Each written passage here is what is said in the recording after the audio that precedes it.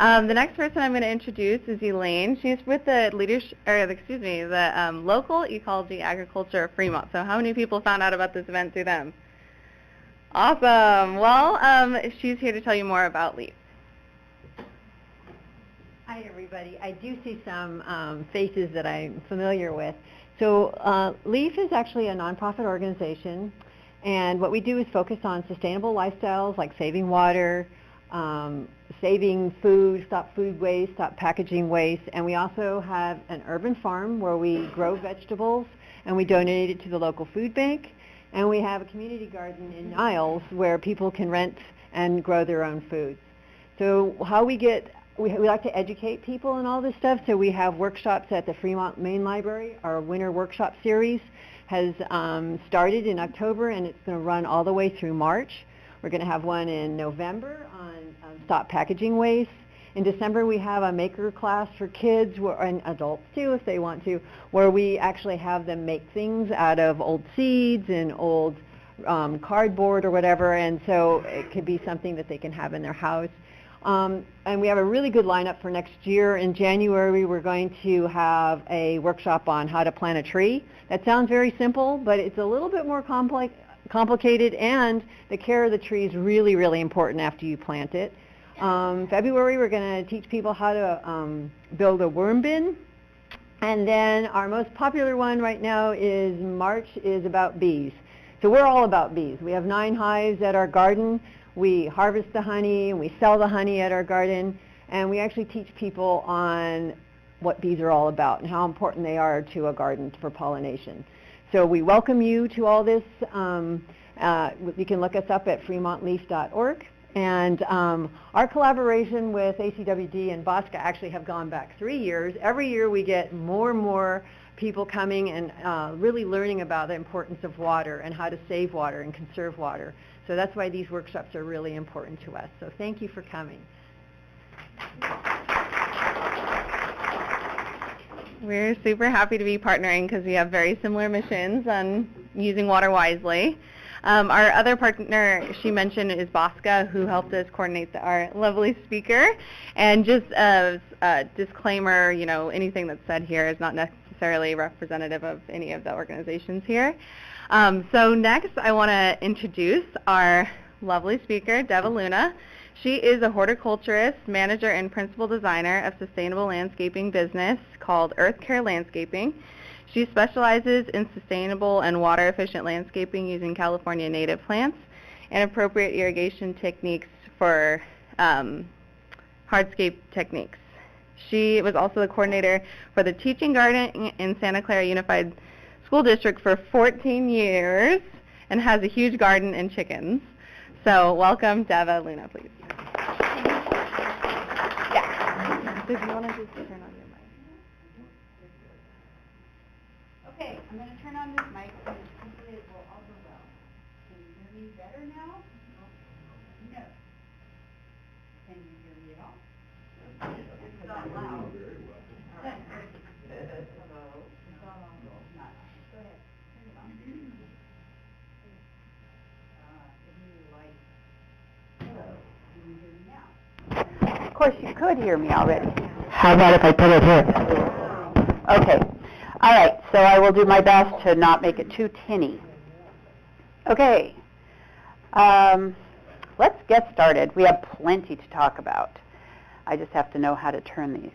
Okay, so aside from the fact that where you actually get your water, which was already explained, there's really only 4 places we get water from at all. So we have the municipal supply, which comes, through your tap. We have recycled or reclaimed water, sometimes called toilet to tap, but it's at the moment recycled water is only used for irrigation purposes.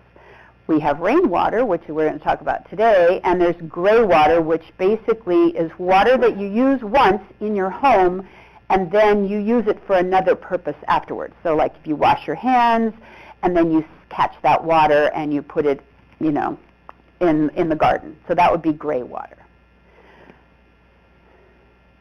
So just important to not confuse gray water with rainwater, and they're both tremendously good techniques but they're completely different.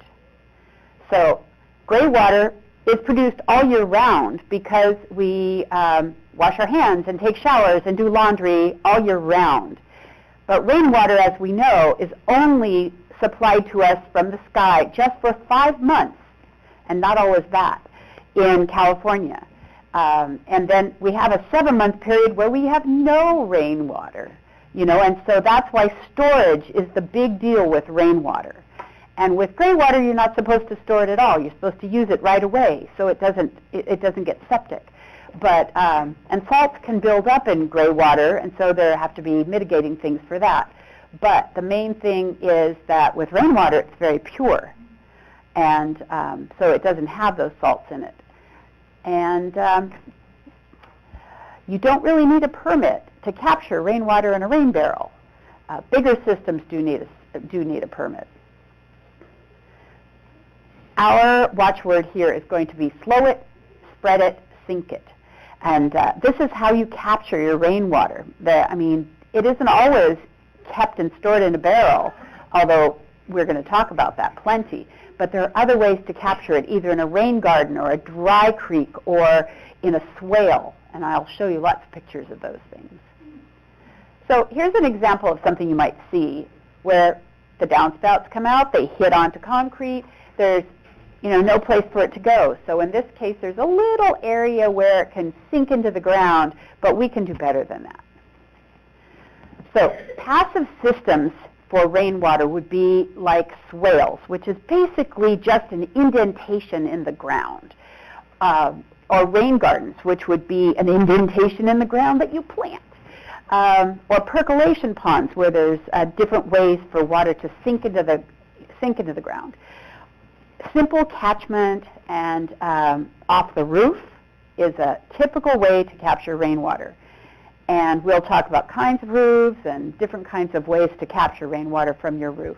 And then after that, it's just gravity fed. It just comes right, downhill.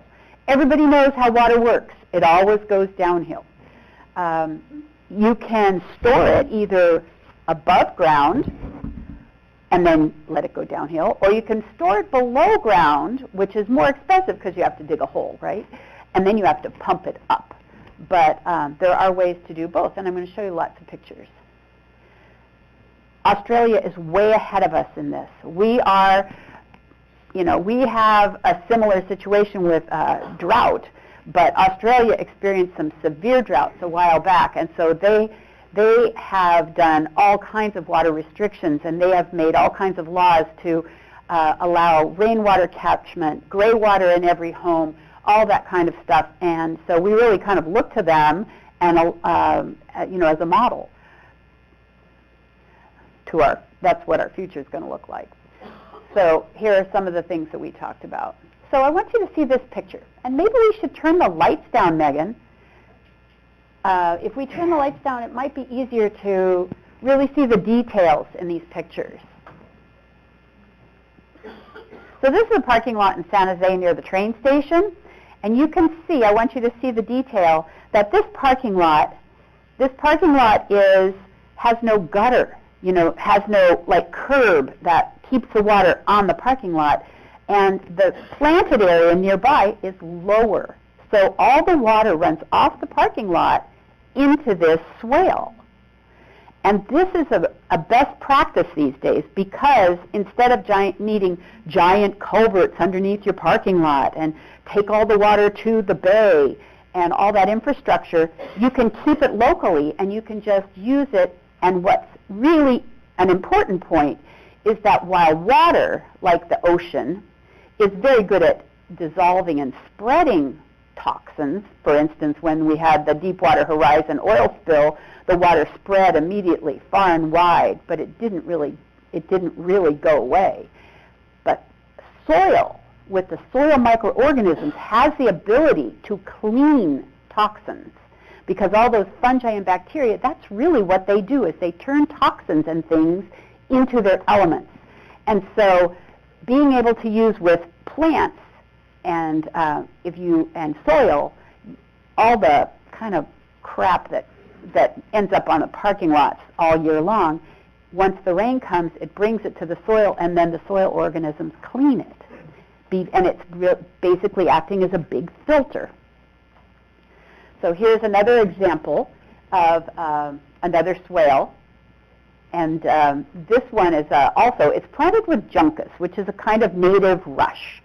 And it's a really great plant for swales because it can take drought and it can take water. So what we're looking for is a plant that has a lot of adaptability for that. You'll notice in the middle there's a square thing, and it has a drain. This actually has an overflow drain, but it's high. So a lot of water can stand in there for quite a while before it starts to go into the drain. And you'll see in that little, maybe I have a, do I have a, yeah, I do. You can see here's where the water actually comes off the parking lot and then into the swale. There it is, it's working. So you can see here a little curb cut. There are little curb cuts all along there, and that's how the water gets from the parking lot into this lower point. See the curb cut? It's genius, in a way. Instead of having all this water standing in the parking lot, now it goes to a place that it can do some good. So here's another way to capture water passively, and that's dry creeks. Now here's a little dry creek right in a parking strip, in front of somebody's home. And it's just a little lower, and the water can come off the sidewalk and end up there and keep the plants happy. We've made lots of dry creeks, and sometimes you think, oh, that dry creek, oh, that's sort of like a decorative element, but it can have a real purpose if you hook it to your, if you hook your downspout to it. And sometimes dry creeks aren't so dry. After it's raining, there's the water coming from the downspout, which you see right here, and it's going into the dry creek. And you can even see that in this case, they took the sidewalk that was the path, and they cut it and then lifted that piece up right there and then put it back, after they dug out the dry creek and all that. So, like a squirrel hole. A squirrel hole. No, it's not a squirrel hole. It's not a billy goat gruff hole either. So dry creeks, come in all different I've designed a lot of them, so, and they can be very pretty. Here's another example where actually redwood rounds are used and recycled here, and even a little redwood bridge. And in this case, you can see the downspout is there, and it has a pipe. It comes underneath the deck and then ends up in this dry creek. Oops, I did it. I shouldn't have done that. Okay. This one has a little bridge made of a piece of recycled concrete. So, just different examples. All right.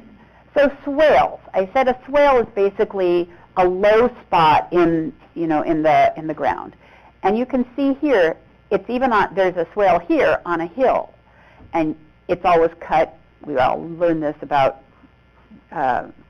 erosion. You want to do it across the hill. And you see that sort of elliptical circle right there. That is where the water's stored. It's stored underneath, it's stored underneath the swale.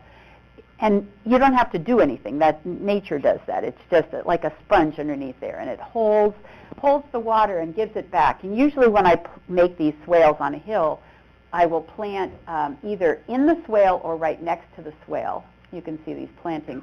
And the water's captured here, and then it's available to the plants during the dry season because it's stored in the ground. Here are some other, swales can look like all kinds of things. They can be, they can be decorative, they can be utilitarian. You can see there could be rock, etc. This is one that we actually did because someone's home was a little higher than their landscape. A little lower than the landscape. And so you can't have water going back towards the foundation. So we created this little swale very subtly all around the house. And so then we were able to grade from the house down to the swale and then you could see that the rest of the landscape is higher. And then once the plants grow, you'll never see this little swale, but it will always protect the house from having standing water coming toward the foundation. So this is just a little landscaper tip. Urban swales. I think this is one of the more exciting things, really, is that now city streets are being designed. This is one in Portland. They're being designed with this kind of water saving in mind. It's all passive, but you can see here that the water, here's the sidewalk, and the water comes in and then it goes to an area, planted area, that's lower than the street. And this is one of the first ones I had ever seen, but there are many more nowadays. This one also has parking lot. And you see them like at, now you're starting to see them like at Whole Foods in the parking lot. You know, you're walking across and they'll have like an area that's rushes or grasses, and it's lower and it's right in the middle of the parking lot. This is one I passed by and saw in Palo Alto. It was very pretty. I mean, it has rock in it, but a lot of plants, and you can see that the water just comes off the parking lot here and goes into and protects the parking lot. You know, all the as I said, oil spills and everything go in there. So does the water then go down to it dissipates. To the aquifer? Yes, basically the water gets filtered through the soil and then it goes back into the aquifer, if there's an aquifer there. Yes. May I ask a question? Sure. I was wondering, sometimes you see a lot of people building boxes above the ground, Mhm. and putting the dirt in and putting the plants. What's okay about that? Well, it won't capture water. It's opposite.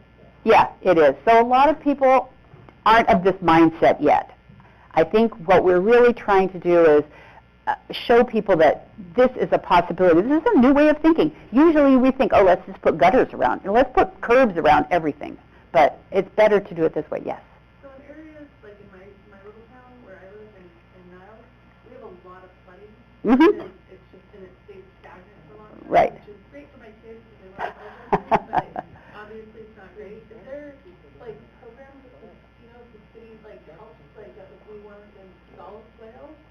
So if you want, I don't know that there are any programs that rebate for swales, but this kind of good practice for keeping water, directing water back to the aquifer or something, those are basically design practices. I don't think there's rebates yet. I mean, Cutting into the curb is kind of a big deal, right? cutting into the curb is actually illegal Yeah. without a permit. But I actually have a picture of somebody doing that kind of guerrilla cutting on their own. I'm not saying you should do this. I'm just saying it has happened before. Enough said. Let's talk a little bit about rain gardens. Rain gardens are lower spots that capture the water, and then they're beautiful because you planted them. So let's see.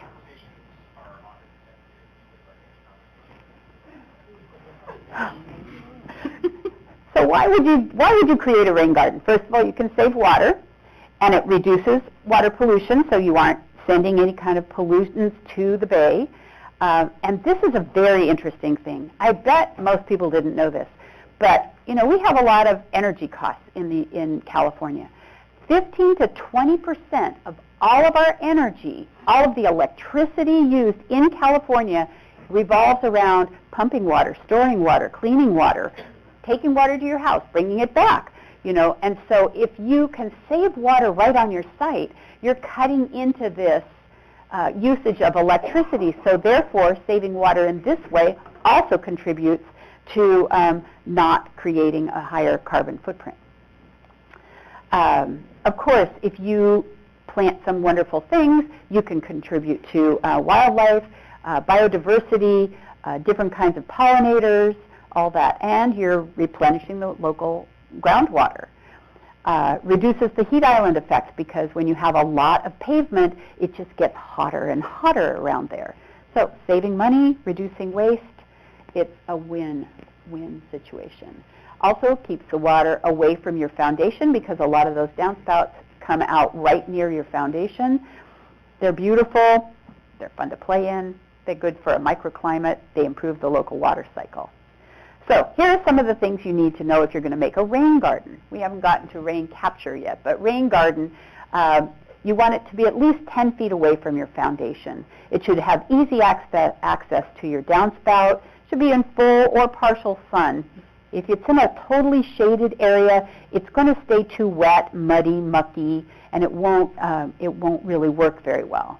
You want to avoid septic fields, rights-of-ways, underground pipes, established trees, etc. Make sure that you don't put your rain garden where you already have poor drainage. So you need to have good drainage there. You can test your soil for soil type. You can test it for percolation. A very easy percolation test is to take a shovel, dig a hole about 12 inches deep, about 12 inches around, and then fill it with water. Get a yardstick and stick it in there, and then time it. You just look there and time how fast the water goes down. And that will tell you if you have good drainage. I can tell you that if you come back the next day and it's still full, you have very bad drainage. But there's actually guidelines for how fast it should drain, and if it drains slower, then you just have to make the basin bigger. This is a very simple rain garden. Just some of the things.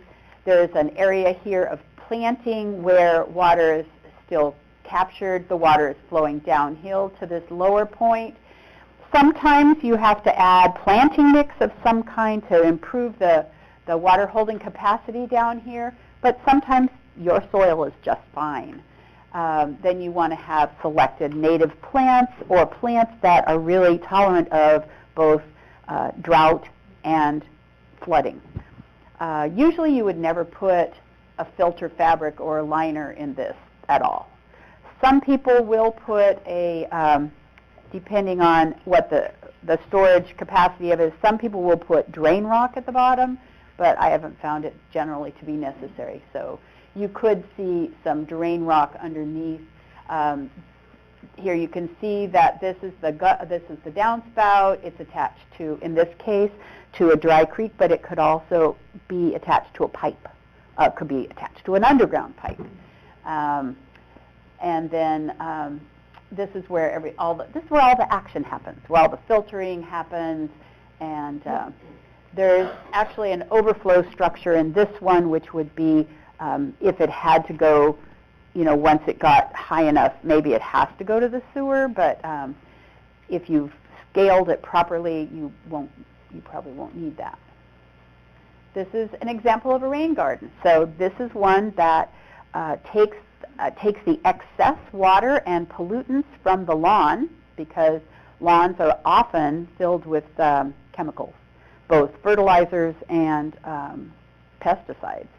And so all that runs into this rain garden and cleans it. This happens to be a picture from a rain garden where there's summer rains. And that would be the East Coast, not here, as we know.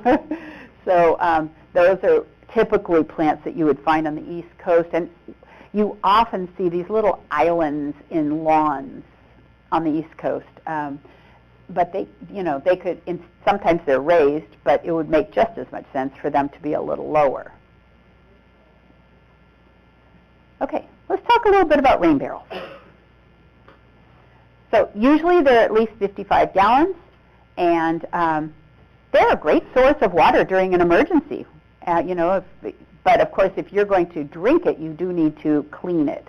I have put clean water in barrels for storage, and then I usually put like a teaspoon or maybe less of bleach in there, just to make sure algae doesn't grow and it's safe to drink if you're storing it. This is good for this pure water is also very good for plants that are very sensitive to chemicals or hard water, or potted plants that need to have better watering. It's good for watering plants that are underneath an overhang, where there's a rain shadow and there's no water that comes to that underneath your eaves. You can refill them over and over and over again, and I love this. It's a gateway drug to cisterns, which are much bigger than rain barrels, because once you've tried a few rain barrels, you're like, that's not very much water. I need a lot more water than that. So that's what I think it is. So, for example, and as Megan said, there's a rebate. There's up to $100. You can do 2 rain barrels for $50 a piece, and there are some rules. One of them is that it needs to be on a very secure surface, like a packed either bricks or flagstone or packed base rock or something like that. If you want to get a little elevation so that you can have better access to gravity feeding through a hose, then you might raise it up a little bit. You want to make sure you keep mosquitoes out. You want to do all kinds of things like that. There's guidelines in here. Another thing that you might consider, because they do get pretty heavy, is attaching it to a wall, just like a water heater. In case of earthquake, if there's an earthquake, you'll lose these. They'll fall over. They are available at hardware stores. Home Depot sells one. You can get them online. I bought this one online. I've never even seen this one before, this collapsible one, but when I read the reviews, I thought, this is great, because you could even store it. It's, if you're not using it, it's a tremendous, it seems like a really great idea. Earth-minded do-it-yourself rain barrel diverter and parts kit is available for just $40. It doesn't require an overflow for the barrel because it already has that into it. So it fills the barrel, and then once it's full, the rest of it just goes back to where it was going to go anyway, down the downspout. Let's see. So valleywater.org, if you get your water through Santa Clara Valley Water District, offers these $35 rain barrel rebates, but you are in luck because Bosca is supplying $50 barrel rebates. Okay, let's talk about capture, because the way you get that water into the rain barrel is from your roof. Yes? Average cost? It varies. I've seen some pretty darn fancy ones, but you can get food grade rain barrels that have been used already once for about $50, $60. I got a bunch of them for $30 one time. This one I think was about. This one might have. Oh, I wish I kept the receipt. It's about $85. This one, I think. I might be wrong. Yeah. You know if for the rebates an ICB will work for a rain barrel? Say it again. It's the ICB tubes that you use that you can find that are pretty easy for like lasagna and like the really big. Oh, those really big ones that have kind of the metal. Yeah. They have a metal grate around them. They're like a big cube. They hold about 300 gallons. Yeah. Yes. If you pay for those, you can still, you keep your receipt and you can have your $50 rebate applied against it. Okay. Yes, absolutely. And, that's things like oil. I mean, cooking oil comes in those things. So you can buy them, from Craigslist. Yeah. It's just that when you make your rain barrel, if you're making it from scratch, you have to follow all the guidelines. What do they call Well, she called it. They're industrial tubes something or other, but if you look at ICBs on Facebook, there you go. Yeah. And they're really big. They're like $255. Yeah, and they have a great big spigot at the bottom, So, yeah. I have one at my house. I have run the rainwater off of the chicken coop roof for it. Yeah. That's right. Absolutely, you can stack them. And I think at this point I want to say something, that there are some fourth graders in the room, and they are going to be doing a project, which I actually would love it if somebody would tell us about it, because I have some ideas. Okay, so they're right over here. Who wants to say what the project is? Oh, well, somebody pick a spokesperson. All right. Stand up so I can hear you. We're going to do like a project. It's called City Shaper. City Shaper. And it's for like FLL. It's that FLL, first level lead. First Lego lead. League. And then Are you going to make it out of Legos? Okay. It's Lego robotics. part of it, we have to improve our community, so we thought we'd do rainwater harvesting. I love the idea of doing rainwater harvesting for your project. Is it a competition? The robot part. The robot part. Okay. So tell me about the tool shed. So we're going to make a shed around this school because it's too hot in summer. Mhm. We freeze to death in the winter, and then bees singing us food around. Oh, okay. So what he said, if I got it right, is that they're going to design a tool shed that, I don't mean it, a shade. Sorry, right? They're going to design a shade area because it's so hot there when it's sunny. It's so cold the rest of the time. And did you say bees stinging you year round? Okay. Well, I don't think this will fix the bee problem, but having shade, yeah? A shed. So like, we're going to shed it on the lunch table so the bees can't get in. Oh, And we had like going to have a bee excluder around the lunch tables. I have suggestions, but you need cactus. Okay. Cacti? Interesting. Okay, so the reason I got kind of excited about this is because I once saw at the San Francisco Flower and Garden Show a really neat shade made of those ICBs. So, you know, those great big square water containers for, that have kind of a metal grid over them. And this project used stacked ones in 4 corners and put a shade across the top to make virtually a little house with no walls. But the roof captured all the water, and it went into those 4 legs, which were all storage. I could draw it for you. Yeah. Basically, for rainwater harvesting, we plan on making rainwater. So on the roof of the shed, we're going to put something that does rainwater harvesting, and then I keep it close to the bottom. Close to the cactuses. And then it'll flow to the cacti. Well, they'll love that. Okay, so I look forward to seeing your project. All right, so now we're going to talk a little bit about roofs, because that's how you're going to capture your water for your rain barrel. So these are different kinds of roofs. And 1 inch, just 1 inch of water on a 1,000 square foot roof will give you over 500 gallons of water. So obviously a 100-gallon water container is going to be overflowing very quickly from a roof that big. So you have to size your tank to the amount of water, or basically I always think just get as much tank as you can afford because you'll have enough water to fill it. So above ground storage is quite varied. There's all different kinds of things. You can buy a big polyurethane tank. You can get these narrow tanks that go that have a narrow profile and can go right up against the house. You can have them underneath decks. They can be made of ferro cement. Dig this one.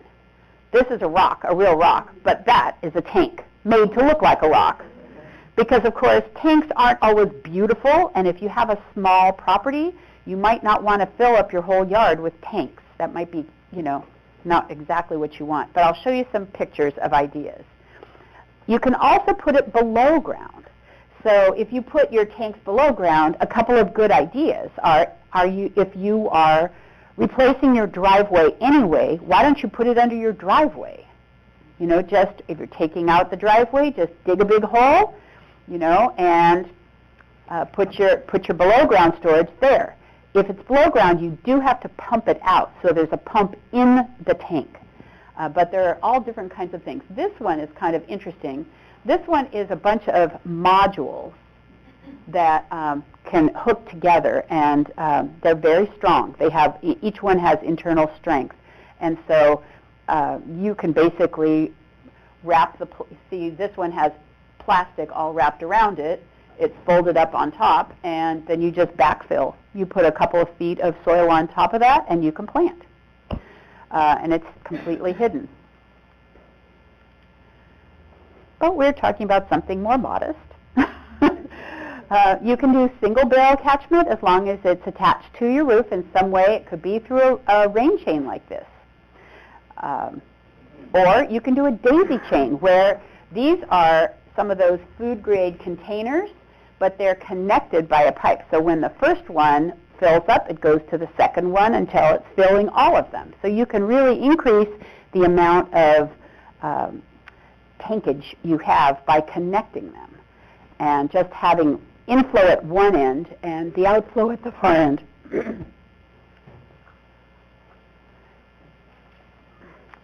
So you don't want to put the dirty water that comes off your roof after a long summer that has bird droppings and leaves and all kinds of stuff on the roof. Air pollution is settled on there, and dust and dirt. You want to clean the water at first. This is called first flush. And so there are little first flush diverters that you can put right on your downspout, and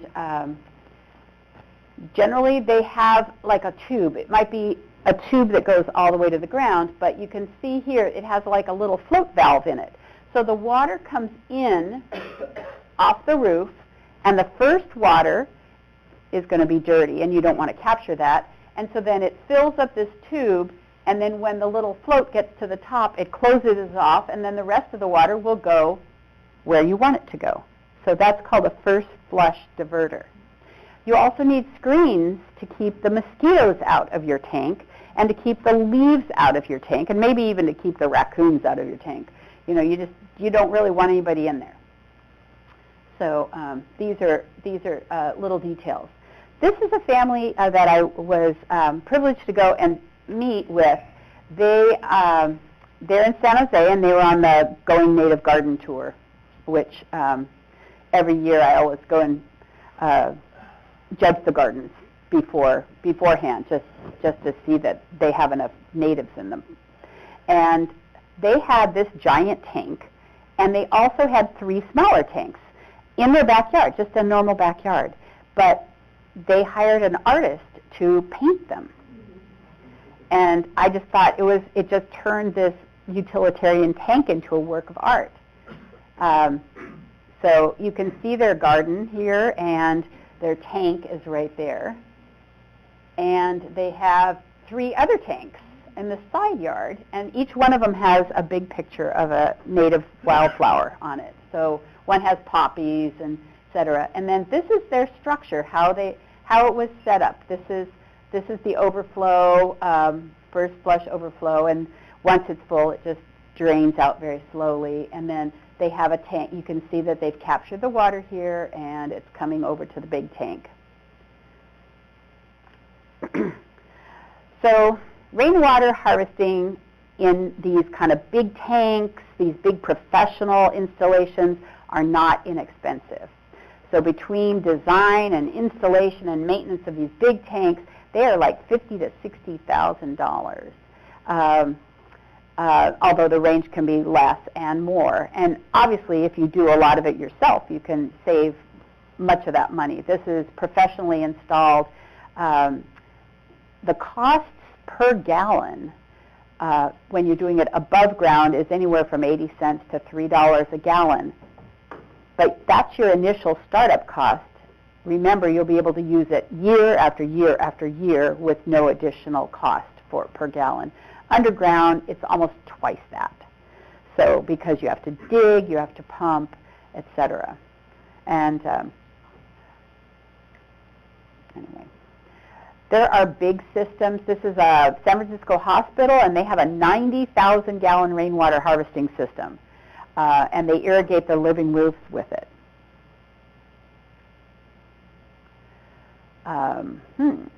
This slide might be out of sync. But pervious concrete is an interesting way to, I don't know if everybody has heard of pervious concrete before, but it is a kind of concrete that water goes right through. So it serves as a hardscape that you can walk on or drive on, but at the same time, the water will infiltrate and go right into the ground instead of going into the, down into the sewer system.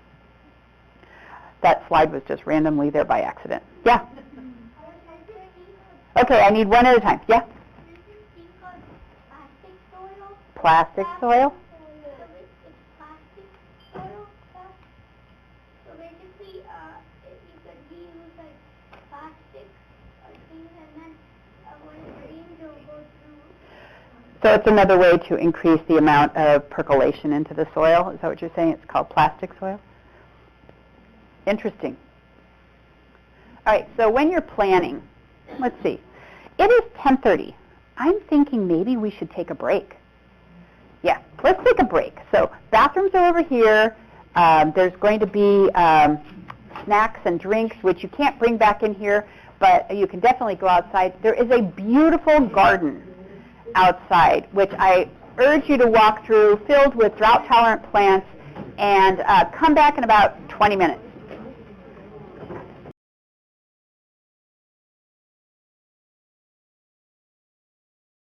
All the water flows through the site, across the driveways, whatever. Of course, water is always going to take the path of least resistance. And if you have a very steep slope, anybody here live on a hill or have steep slopes or something like that? Just a couple. The steepness of the hill, the condition of the slope, what you have growing on the slope will affect how fast it runs down the slope, how much erosion will happen. You know, the steeper and the more bare the slope, the more erosion. What you want is that slope to be more gradual, because then it's slow it, sink it, right? And then if you add plants, they capture water also.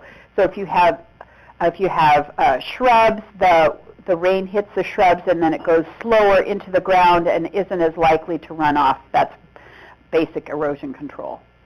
So I don't know if you can actually see this, but this is just an example of doing it right or doing it wrong. This one here shows a person who takes their car to the car wash instead of doing it right in their driveway. Here they're just washing it, you know, right in their driveway. They're using all kinds of, I can't even read these. This is, remember, the water is all city runoff here, and that it is not filtered or cleaned or treated. Here they're using excessive use of pesticides and fertilizers on their lawns. Here they're using appropriate technologies, and I can't even read it. Let's see, never mind. Who cares? So this is how, if you want to take a snapshot of this, this is how you would calculate your rainwater amounts. When you're doing your multiplication here, this is a 10,000 square foot roof, and it is, and you know, you're going to get that by, you know, multiplying width times length. And 1.25 feet, that would be what we're talking about there is 15, basically 15, 16 inches of rainfall a year. So you'll get, and then you have to calculate it in cubic feet, and that's, so this particular roof would give you 93,000 gallons of rainfall. Yeah. The pitch of the roof? Not really. The pitch of the roof doesn't matter too much. I mean, if you had a really steep roof, you know, it runs faster, but what you're really measuring is the actual amount from front to back, not the pitch, you know. So actually, when you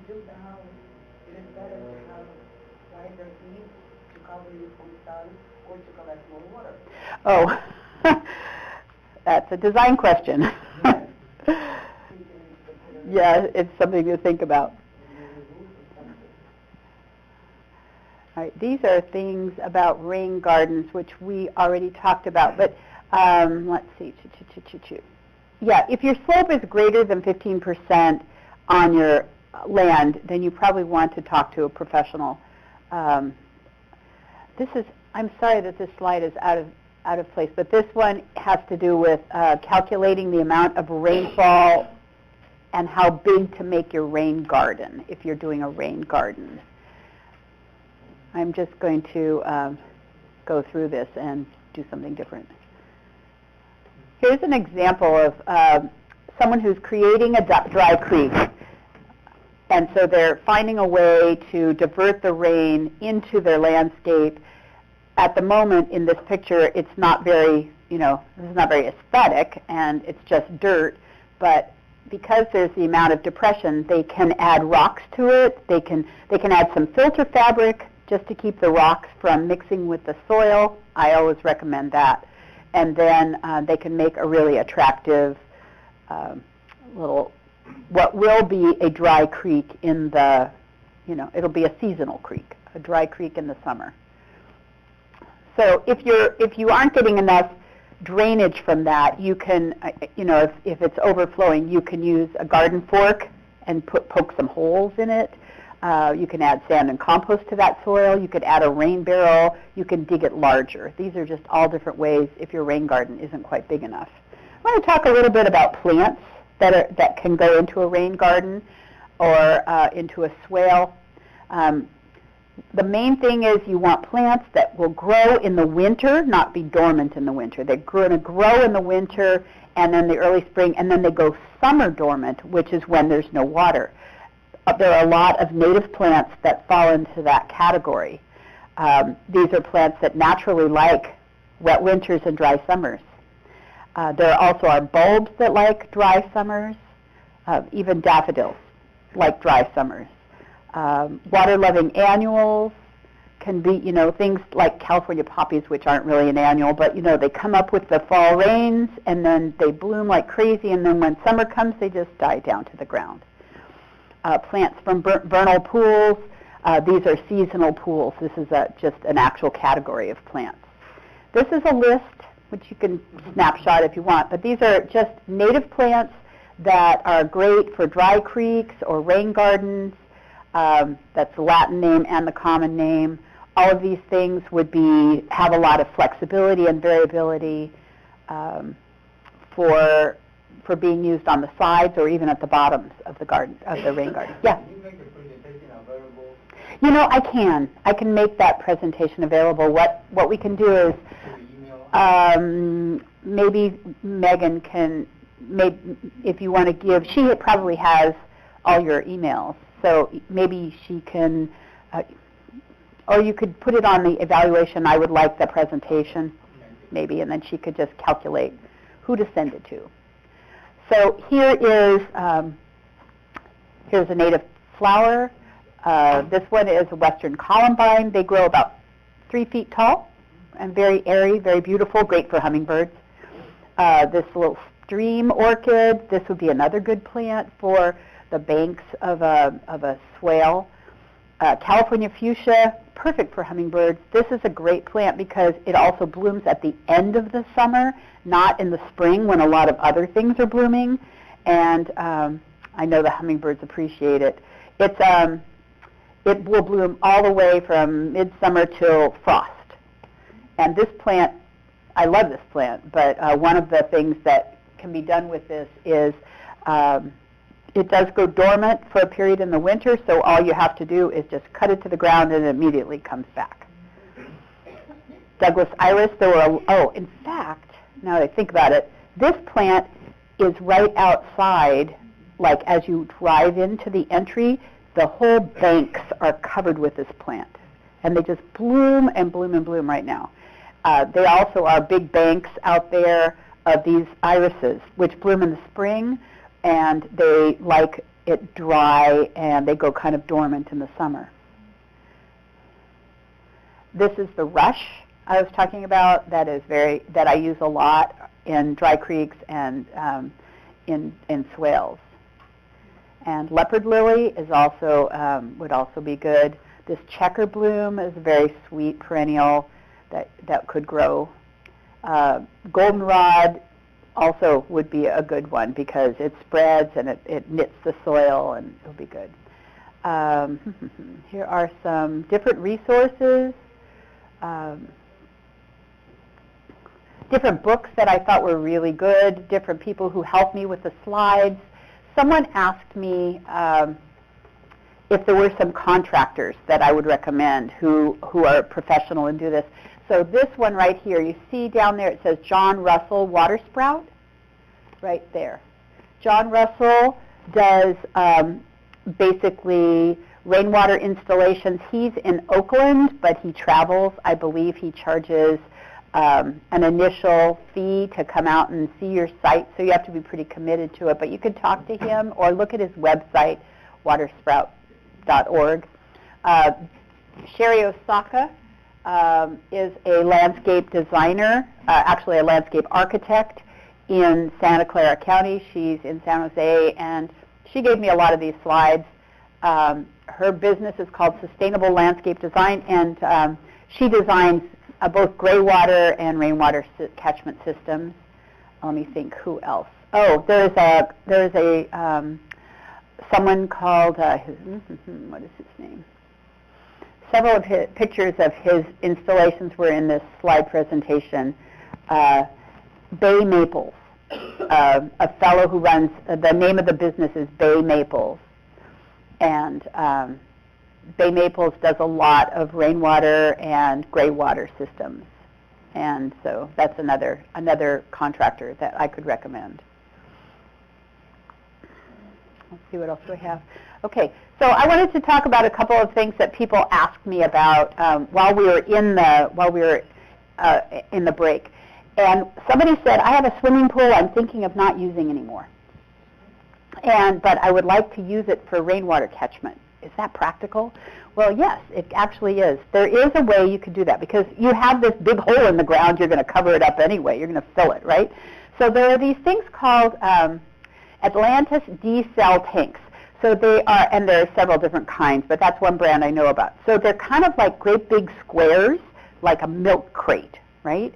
But they're open. They have voids, but it has edges and plastic, heavy plastic things. So it's this milk crate-y thing that links together. So you can stack them as high as you want or as wide as you want, and they essentially create a void that you could drive on if you wanted to.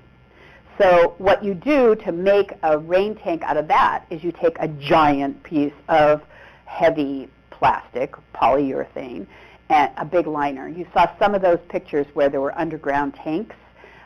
They had a great big plastic liner that just filled the hole. So you put these empty squares, which create the space that you are going to use for support, and you stack them all together. You link them together until you fill your swimming pool, and then you wrap the plastic on top of it so it's closed off. There's a pump inside. You have to put a pump in there. Otherwise, you can't get the water out. And then you attach it to your downspout.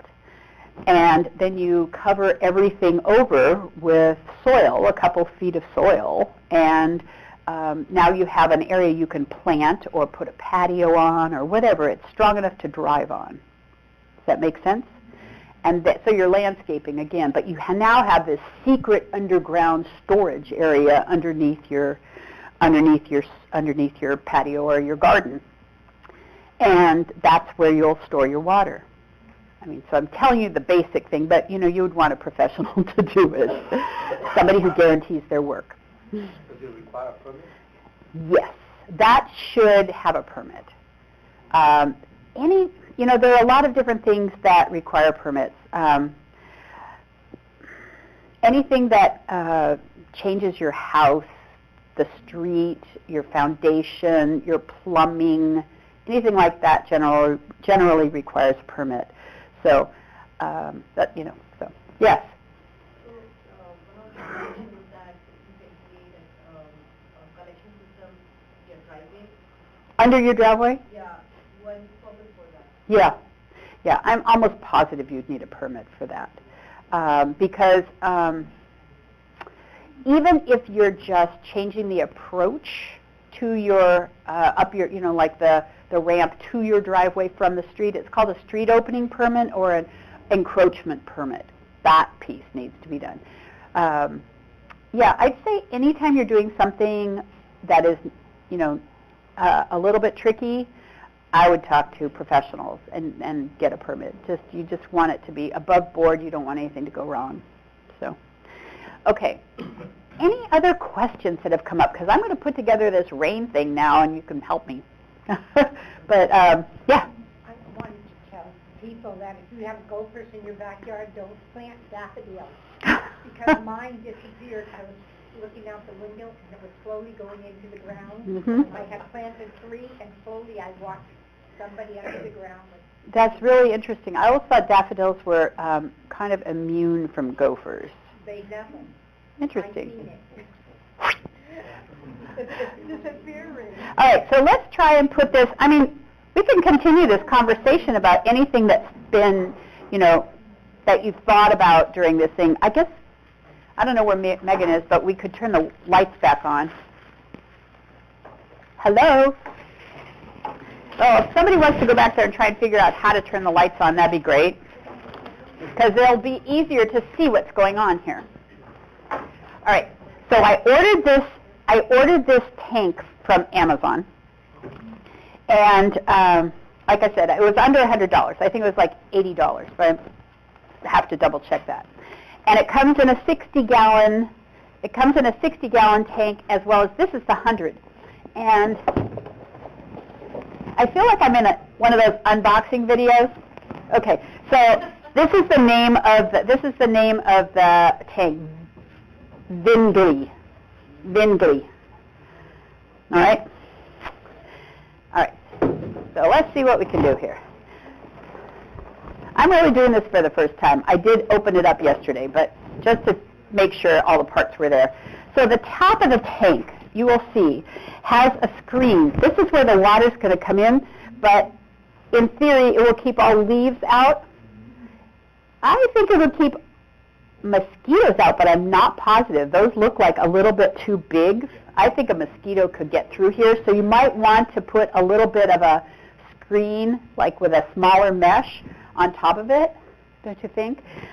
Anyway, so the downspout is just going to go right to here and just drop right into the tank. So this is the top. It has a zipper. Here's the bottom, also a circle. It's off-gassing a little.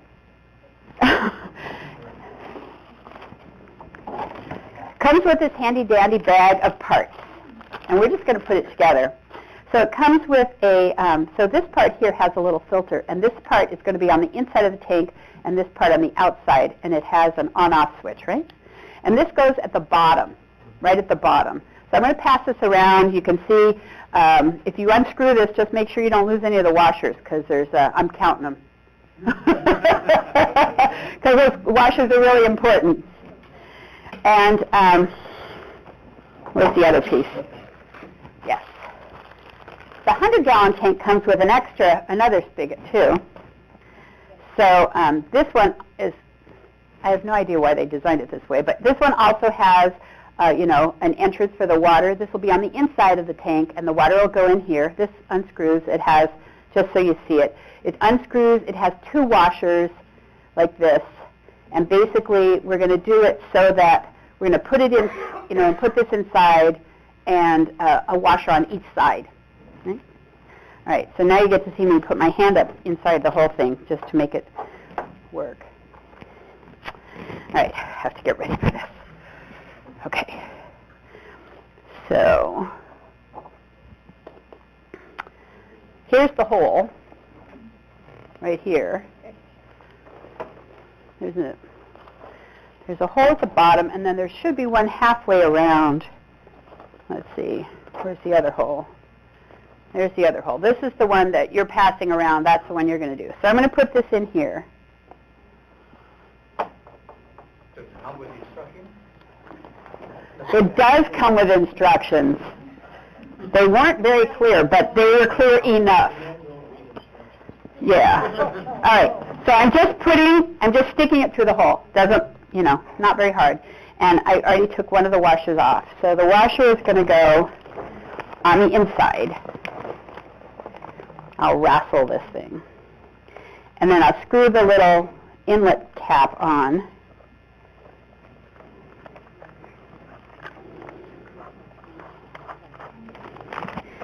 And so now, and I'm tightening it because it has two washers and we don't want it to leak. And now it has a faucet, right? So that's closed. All right, let me have that other one. Wherever it went. Yep, I need it now. Did you guys get to see it? Too bad. So it's like what you'd expect. The one thing that I found surprising about this is these spigots are not exactly standard size hose spigots. So they didn't explain how you were supposed to attach this to a hose. But, all right, so this is the bottom one, and it goes in this hole. So I have to get my arm in there.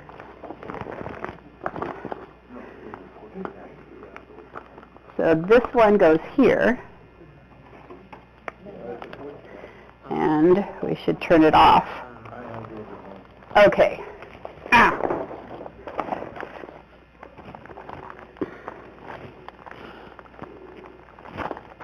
You might have gathered I'm kind of handy, even though this is, it's pretty simple.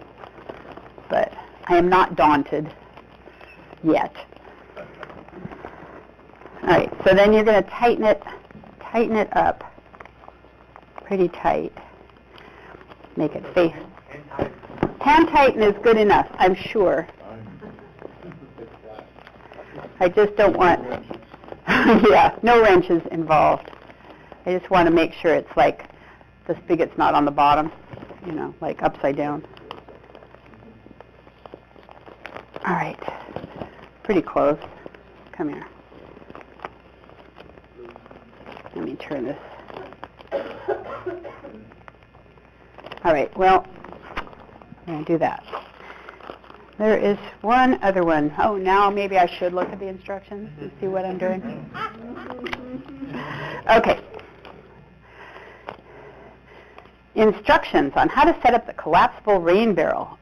Assembly time, approximately 5 minutes.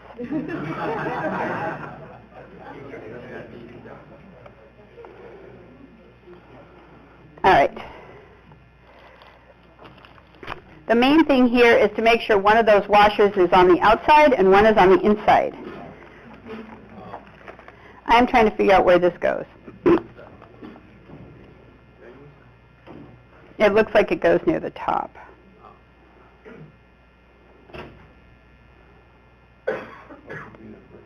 This is the top overflow valve. So there must be a hole near the top.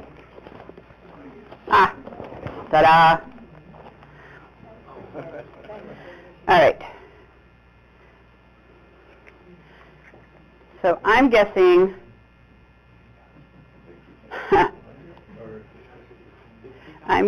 that this part goes on the inside. This is 100 gallons. 100 gallons. So somebody can look it up on the internet, but it's a Bindley on Amazon, and I think it was $80, but I'm not really sure. Might be.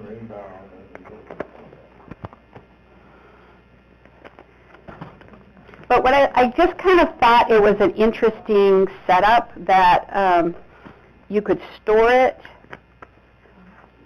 It holds more than most barrels. How does it hold its shape? Come forward. You can help me.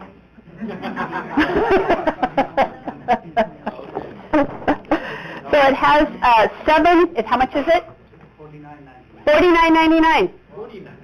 Here you go. All right, so we have 7 of these things that hold its shape. So they go in there, and you just have to wrestle it. and not break the plastic. I'll hold this in and you slide. See? There you go. We'll get another one.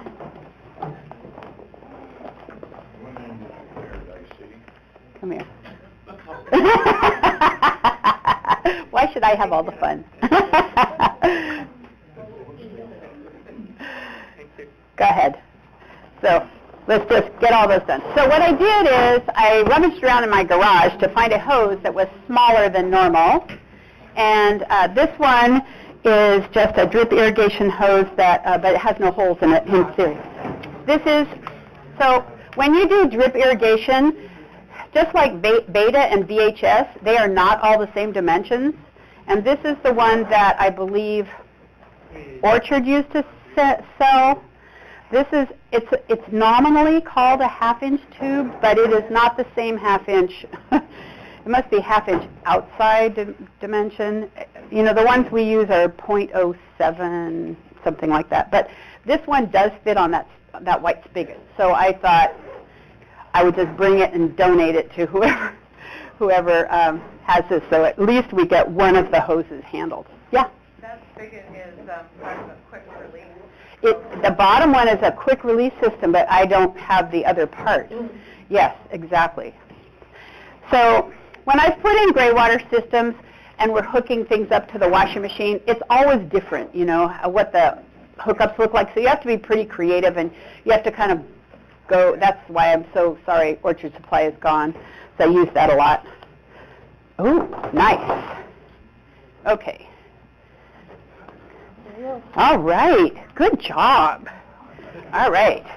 All right. Yay. So here we have it. All right. So here you have the overflow right here, and that is a regular. You could put a regular. See, it's a barbed valve, so you just slide a hose on there and put it where you want. And then we have on this side, we have this spigot, which at the moment is open, I believe, and then could be closed. And then we have this one, which does have a quick release, kind of a quick release thing, but I don't know what size that one is. And basically you would set it up, and you'd want to set it up on a sturdy base, because you don't want it to tip over.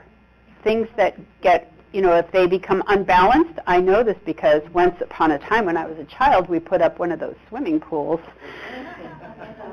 that eventually just leaned enough to completely collapse. So this hose does fit on this spigot, you know. So that's me donating the hose to whoever wants this, whoever wins this. Okay. Hope you brought a big car. And if you didn't, you can take it apart because you saw how it was done. Okay. So who has questions that haven't been answered yet? You have a question. No? We need a rain barrel to capture the rain so that we can water our plants for free. That's what we need it for. If this is used as an emergency drinking supply? So that's a really good question, too. I believe you could use rainwater as an emergency drinking supply. In Hawaii, when I was visiting there, they have rain that rains all year long, like in summer, especially where I was on the Big Island. And I was staying with a friend who has a 1-acre herbal teaching garden, and she had 2 giant, basically giant, above-ground swimming pools, like, you know, the ones that are kind of, you know, and all the roofs there are metal. So the metal roofs will be diverted to these giant above-ground cisterns, which are just swimming pools with a kind of a roof. And one of them was for her garden and one was for her house. And they didn't even filter it. That was rainwater. It came every 3 or 4 days or, you know, whatever, filled it up, and they drank it, bathed in it, washed their dishes with it, everything. He's nodding. So did you live in Hawaii? So, I mean, it is just, I mean, I think it's very doable. I think if you were doing it here, you would want to make sure the first flush was cleaned off your roof. You want to make sure your roof is safe to drink off of. Like if you're using composition roofing or you have the wrong kind of roof, it wouldn't be safe to drink. If you have a copper roof, that wouldn't be safe. You know, there are certain things that if you have a copper roof, it's not even safe to have because someone will steal it.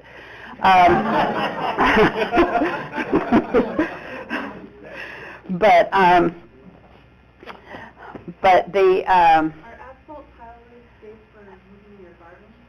yes, yeah.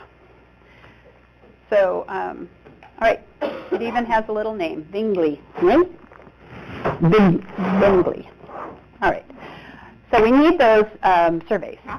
Okay. Yeah. So what we're going to do is we're going to pass out these evaluation forms.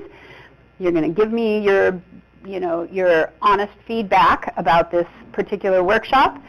And then what I want you to do is I want you to put some kind of name on it in the upper right-hand corner. It doesn't have to be your name, but I'm going to call that when I win it, when I pull it. And so if it's it's a name you should be able to identify. It can be a fake name. So Megan, there were a number of people who were interested in getting a copy of this presentation. Do you have the capacity to turn it into a PDF and email it to people? Yeah, so we are actually recording this presentation as well. So if you're registered and you have your email, everyone that's on that list will be receiving a copy of the slides in the PDF format and a recording of this presentation. So there you go. If you're signed in, make sure you find me so your name's on that list. But it seems like everyone signed in, right? So he needs a pencil or something to write with.